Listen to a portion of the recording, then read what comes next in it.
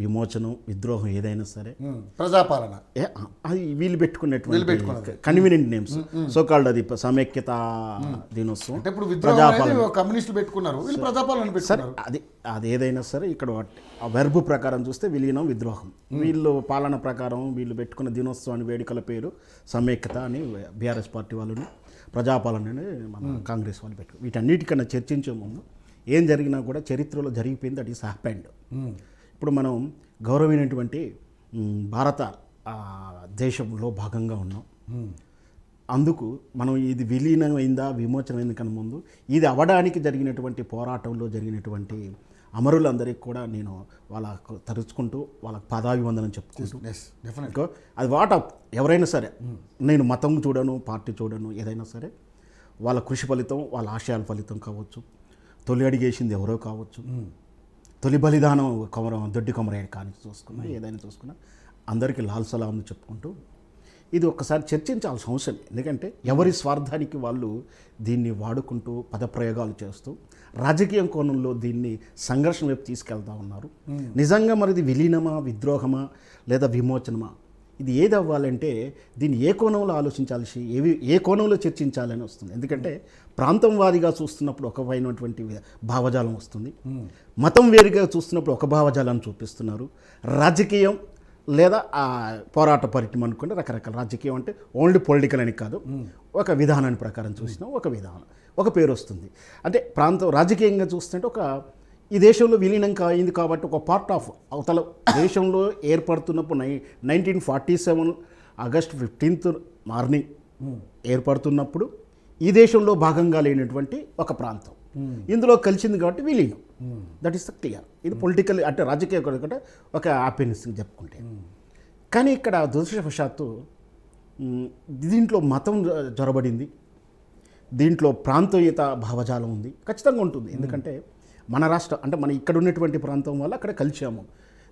ఈ ప్రాంతం సెంటిమెంట్ మీద కానీ ఈ ప్రాంతమైనటువంటి అస్తిత్వం మీద అంటే ఎవరైనా సరే మన ఊరు మనదని చూస్తున్నప్పుడు వాళ్ళు ఒక విద్రోహం జరిగింది మా దేశం మీద మనొక భావజాలం కొందరు ఉంటారు. వాళ్ళు మతస్థుల లేదా భావజాలికులు మామూలు అంటే ఏ మతస్థులైనా మనకు సంబంధం లేదు. అంటే వాళ్ళు ఇది విద్రోహం ఒక పార్ట్ వాళ్ళు ఒక దేశం వాళ్ళు వచ్చి మా మీద విద్రోహం చేశారు అనేది వీళ్ళ భావజాలం. ఇది ప్రాంతం వాళ్ళుగా చూస్తాం. మతం వాళ్ళుగా ఇదే భావజాలంతో ఉన్నారు. మా మతం అంటే ఇక్కడ ఒక మతం ఉంది, ఈ మతరాజ్యం కొలగొట్టారు కాబట్టి ఇది విద్రోహం చెప్పుకుంటున్నారు. సార్ అంటే ఇక్కడ దీన్ని నిర్వచించడానికి ప్రాంతము మతము రాజకీయ కోణంలో చూస్తున్నారు. కానీ చూడాల్సింది అది కాదు. టైమ్ క్రానికల్ ఆర్డర్లో ఏం జరిగిందనేది చూడాలి. ఫస్ట్ టైమ్ క్రానికల్ ఆర్డర్లో ఇన్సిడెంటల్గా ఏం జరిగిందో చూస్తే అప్పుడు మనం ఏమన్నా విలీనమా విద్రోహమా విమోచనమా చెప్పే ప్రయత్నం చేయగలుగుతాం. అంతే కదా జరిగింది. ఇక్కడ దానికన్నా ముందు సార్ చెప్పినట్టు సార్తో ఒక్కసారి అంటే సార్ని విమర్శిస్తాను కాదు కానీ ప్రజలకు క్లారిటీ రావాలి, ప్రజలకు నోయింగ్. ఎందుకంటే ఒకసారి ఎయిర్లోకి వెళ్ళిన తర్వాత అది రాంగ్గా ఒప్పో అదేంటో వాళ్ళకు కూడా చెప్పాలి. ఇది ప్రజాపాలన ఈరోజు కొత్తగా ఎందుకు పెట్టాడు ఏదో సార్ ఎన్నికల తర్వాత కదా ఎన్నికలు జరిగినాయి. మన దేశానికి కూడా 1947 స్వాతంత్రం వస్తే మొదటి సారస్వతికి ఎన్నికల దాకా దేశంగానే కొరగనిచ్చాం, స్వతంత్ర దినంగా పాటిస్తున్నాం. ఆ వ్యత్యాసాన్ని మనం కొంచెం ప్రజల్ని కన్ఫ్యూజ్ చేయొద్దు అనేది నా ఉద్దేశం. 52లో జరిగిన ఎన్నికలు సార్ మన ఎన్నికల తర్వాత వచ్చింది. ఇక్కడ కూడా సార్ అనేది ఎన్నికలతో వచ్చిందే చేయాలి కదా, ప్రజాపాలన ఇప్పుడేట్ అవుతుంది, విమోచన దినం అవుతుంది కదా అంటున్నాడు. సరే ఏదో ఒక వర్బ్ తీసుకున్నారు. దీన్ని విద్రోహం అన్నా వినీలం అన్నా ఏ పదం పెట్టినా కూడా ఎవరో దూరం అవుతారు, మీ రాజకీయంగా నష్టపోతామని చెప్పేసి బీఆర్ఎస్ పార్టీ వాళ్ళ రోజు కూడా కొత్త పేరు పెట్టుకుంది, దాని సమైక్యత దినోత్సవం అని, తర్వాత ప్రజాపాలన దినోత్సవం అని రకరకాలు పెట్టుకున్నారు. సరే ఏదైనా సరే ఇది రాజకీయ కోణంలో ఇప్పుడు చర్చ జరుగుతూ ఉంది. భారతీయ జనతా పార్టీ దీని మొదటి నుంచి లేవనెత్తు గత కాలం చేస్తుంది. దానికన్నా ముందు బీఆర్ఎస్ పార్టీ ఎన్నికల ముందు బీఆర్ఎస్ పార్టీ పోరాటం చేస్తున్నప్పుడు తెలంగాణ ఉద్యమ సమయంలో కూడా చాలాసార్లు కేసీఆర్ తీసుకున్న ఆ నినాదం ఏదైతే ఉందో తాను అధికారంలోకి వచ్చిన తర్వాత ఒక వర్గం ఓట్లు పోతాయని ఆయన నేను అంటలేదు, బహిరంగంగా ఆయన బహిరంగంగా ఆయన అన్నాడు.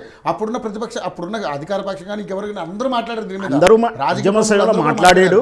మీరు ఎందుకు చేయరని బహిరంగ విలేకరుల సమావేశాలు అడిగితే కొందరికి మనోభావాలు దెబ్బతింటున్నాయి కాబట్టి ఆ చర్చని కావద్దు, ఈ రాష్ట్రంలో అంటే ఈ చర్చల వల్ల కానీ మత ద్వేషాలు కానీ ఏదైనా జరగకూడదు, అనిశ్చిత పరిస్థితి ఏర్పడే ఉద్దేశంతో నేను ఆ ప్రస్తావన తీసుకురావట్లేదు ఆయన అభిప్రాయాన్ని ఆయన వ్యక్తం చేశాడు. సో అది ఏం జరిగినా కూడా అంటే బీఆర్ఎస్ పార్టీ అధికారంలోకి వచ్చిన దాన్ని గర్వంగా చేయాల్సి ఉండి కానీ రాజకీయ పరిస్థితులు అనుకోండి రకరకాల చేయకపోవడం అనేది ఆయన తప్పిదం. ఖచ్చితంగా చరిత్రలో మాత్రం కేసీఆర్ మీద విమర్శ ఎప్పటికీ వస్తూనే వస్తుంది. ఇకపోతే బీజేపీ పార్టీ కూడా దీని విద్రోహం వినియమం ఏదో అనాలే. బీఆర్ఎస్ కేసీఆర్ చేయలేదని పోరాడుతున్నారు, ఇప్పుడు రేవంత్ రెడ్డి చేయలేదని పోరాడుతున్నాడు. కానీ వీళ్ళు ఇప్పుడు నరేంద్ర మోడీ ఉన్నాడు, అంతకుముందు 5 ఏళ్లలో వాజ్పేయి గారు చేశాడు, అంతకుముందు 13 నెలలు చేసిన ప్రభుత్వ పాలనలో వీళ్ళు ఆ ప్రయత్నం చేయలేదు. దీని విమోచన విలీనం ఒక భారతదేశం ఒక జీవో పాస్ చేసి లేదా ఒక సర్క్యులర్ పాస్ చేసి ఇది విలీన దీనం మీరు చేయాలి అని చెప్పి ఉంటే ఏ పంచాయతీ లేకపోయేది. కానీ అవి అంటే నిర్ణయాత్మకంగా చేయాల్సిన విధి చేయకుండా రాజకీయ రచ్చలో మాత్రం ఇది వాడుకుంటున్నారు. అంటే ఇక్కడ ఏంటి రాజకీయ పార్టీ అంటే బీఆర్ఎస్ పార్టీ రాజకీయ పార్టీగా వాడుకుంది దాన్ని, కాంగ్రెస్ ఈరోజు వాడుకుంటుంది, బీజేపీ వాడుకుంటుంది. వాస్తవానికి అసలు ఈ చరిత్రలో ఏం జరిగిందో తెలుసుకునే ప్రయత్నం చేద్దాం. ఈ ప్రాంతం ఈ హైదరాబాద్ స్టేట్ సార్ చెప్పినట్టు స్వాతంత్ర టైంలో ఏవి కలవాలి ఏవి కలవద్దు, ఎందుకు కలవాలి ఎందుకు కలవద్దు ఇవన్నీ చాలా జరిగినాయి. అయితే అప్పుడున్నటువంటి నాయకులు సోకాల్డ్ కన్సల్టేషన్ చేసేటువంటి అంటే బ్రిటిష్ గవర్నమెంట్తో చేసేటువంటి నాయకులు, నేను పేర్లను ఎందుకంటే పేర్లు అంటే ఇప్పుడు వాళ్ళ పార్టీ అంటారు సార్, సో వాళ్ళు నెగోషియేట్ చేసిన మాట వాస్తవం. సమస్య కొలిక్కొచ్చేటప్పుడు కొన్ని రాజీ పడాల్సి వచ్చింది, కొన్ని వదిలేయాల్సి వచ్చింది, కొన్ని ఒప్పుకోవాల్సి వచ్చింది. దాంట్లో వ్యక్తిగతంగా స్వార్థాలు ఉండొచ్చు. వీళ్ళు సార్ ఇంతకుముందు ఏదో ప్రస్తావన చేశాడు, ఇది ఏదైనా కావచ్చు. కానీ ఒక సొల్యూషన్ వైపు వెళ్ళాలి. 300 సంవత్సరాలు జరుగుతున్న పోరాటంలో ఒక సొల్యూషన్ వెళ్ళడానికి త్యాగాలకు సిద్ధపడ్డారు, రకరకాల త్యాగాలు. దేశ విభజన కావచ్చు, ఆ విభజన నేను చేశానా ఆయన చేశాడా ఈయన కోరాడంటే ఆ ప్రశ్నలకు సమాధానం వేరే చర్చ అవుతుంది. ఏదో అయితే జరిగింది. జరుగుతున్నప్పుడు కూడా బ్రిటిష్ వాళ్ళు అంటే అక్కడ ఎవరైనా సరే పెత్తనం ఇచ్చిన వాళ్ళు కొంచెం బయాస్గా ఉంటాయి, అంటే అందరికీ న్యాయం చేసేలా ఉంటాయి. అకలు చేసినటువంటి స్వతంత్రంగా ఉన్నటువంటి సంస్థానాలు మీ స్వేచ్ఛకు మీరు వెళ్ళొచ్చు అక్కడ నియమం పెట్టారు. చాలా వరకు చిన్న చిన్న సంస్థానాలు అంటే వాళ్ళకు సంస్థానం పేరున్న వాళ్ళకు ఒక సైనిక శిబిరాలు కానీ ఒక రాజ్యంగా వెలుగొందటానికి ఒక భౌగోళిక పరిస్థితులు కానీ లేని ఉన్నాయి. చాలా వరకు 630 సంవత్సరాలు 640 అనుకుంటే బహుశా 670 మేబీ కరెక్ట్ అది.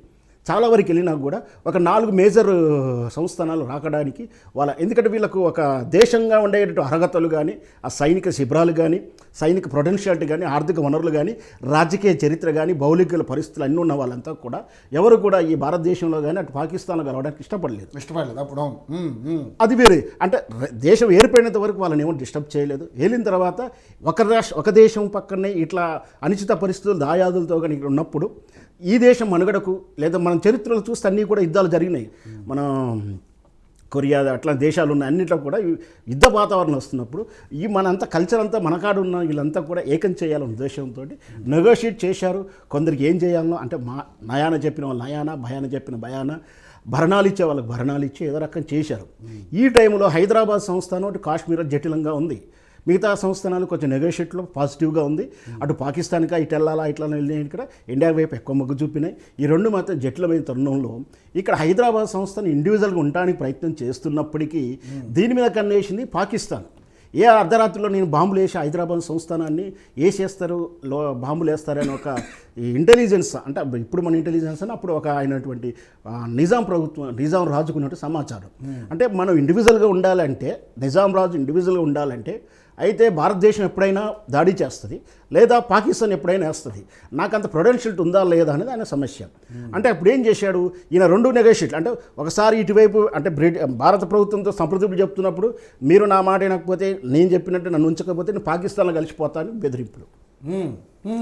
నిజాం అంటే ఇటు బెదిరిస్తూనే మళ్ళీ పాకిస్తాన్తో స్నేహ సంబంధం వరకు చేస్తూనే వీడు ఎప్పుడైనా నా మీద దెబ్బ కొడతాడు అనేది ఒక ఉద్దేశం. ఎప్పుడైతే అంటే చరిత్రలో విషయం చెప్తున్నాను, ఎప్పుడైనా పాకిస్తాన్ ఇక్కడ దేశం మీద దాడి చేసే ప్రమాదం ఉంది కాబట్టి నేను మీ భారతదేశం కలుస్తానుకు నాకేమైనా బెనిఫిట్స్ ఉన్నాయా, నా పరిస్థితి నెగోషియేట్ చేసినట్టు కూడా ఆధారాలు ఉన్నాయి.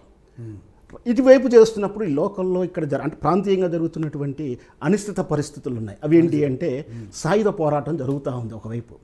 ఈ సాయుధ పోరాటం కూడా స్పష్టంగా చెప్పాలి.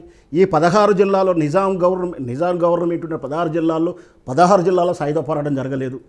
16 జిల్లాలో జరిగింది. కొన్ని ఎక్కడ నల్గొండ, ఖమ్మం, జనగామ ప్రాంతాలు అధికంగా ఉంది, అత్యధికంగా ఉంది. ఆ అధికమైనటువంటి ఎట్లా అంటే తట్టుకోలే. అంటే ఇప్పుడు మనం ఇప్పుడు కానీ ఛత్తీస్గఢ్ తీసుకుంటే నక్సలైట్ సమస్య ఎంత సమస్యాత్మకంగా ఉందో అంత సమస్యాత్మకంగా ఉంది, అంటే ప్రభావితం ఎక్కువగా ఉంది. అంటే ఈ రజాకారులు సాయుధ పోరాటం 16 జిల్లాలలో లేదు. ఇది ముఖ్యమైన పాయింట్.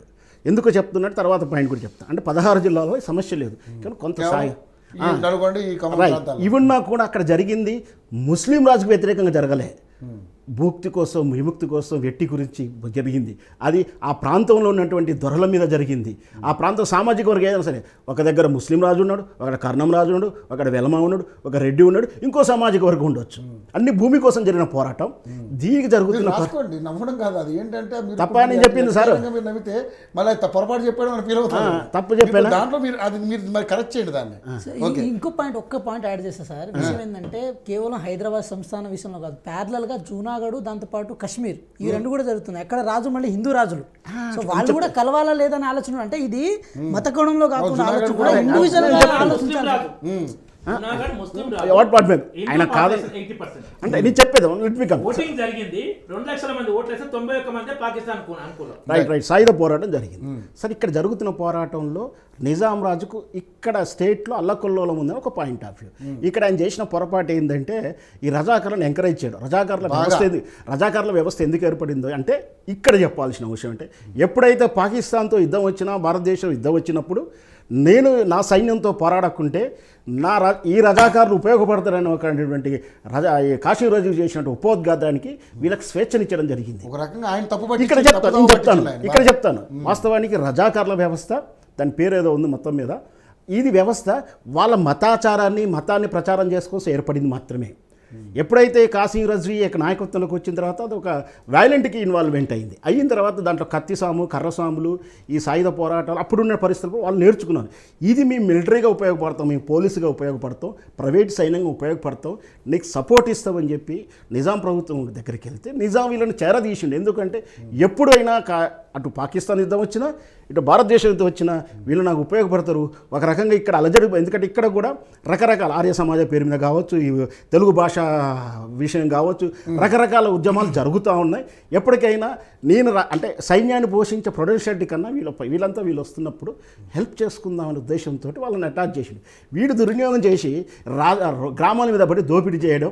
ఎక్కడైతే ఇక్కడ దోపిడీ జరుగుతుంది, ఆటోమేటిక్ ఏం జరుగుతుంది, పెత్తందారు మీద ఎప్పుడైతే పోటీ జరగగానే వీళ్ళు ఏం చేశారు, హైదరాబాద్కు పంపిస్తే మేము కాదు, మీ లోకల్లో ఒక రజాకారుల వ్యవస్థ ఉంది, వాళ్ళని కన్సల్ట్ అవ్వండి అంటే వాళ్ళు సపోర్ట్ ఇవ్వడం.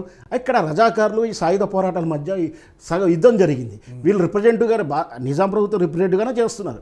ఇట్లా జరిగిన ఉద్యమంలో దీంట్లో మతమే అనేది ఎక్కడా లేదు. అందరికీ తెలియాల్సిన విషయం ఏంటంటే ఈ రజాకారులుగా పిలువబడుతున్న దాంట్లో కాలక్రమే మొదట్లో ముస్లిం మాత్రమే ఉన్నా, మనం సాయుధ పోరాటం జరుగుతున్నప్పుడు కానీ 1947 ఇది 48 పీరియడ్లో ఇక్కడ 40% హిందువులు ఉన్నారు రజాకారుల సైన్యంలో. ఎస్ ఉన్నారు.